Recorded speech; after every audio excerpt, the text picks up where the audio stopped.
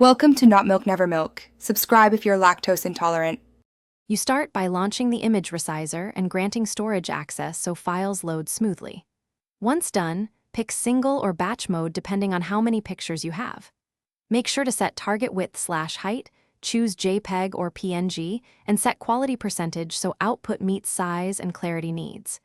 If you need exact pixels, enter numeric values. For aspect lock, toggle the ratio option. These initial choices determine speed and final file size, so choose deliberately.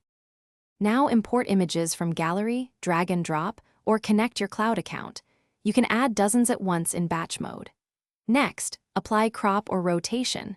When preserving composition, lock the aspect ratio so images don't stretch.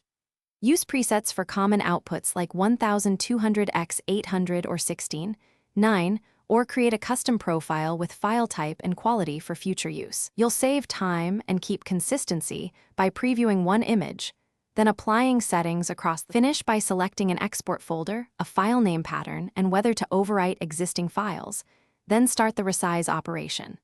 Once completed, open a sample file to verify pixel dimensions, visual quality, and metadata like orientation.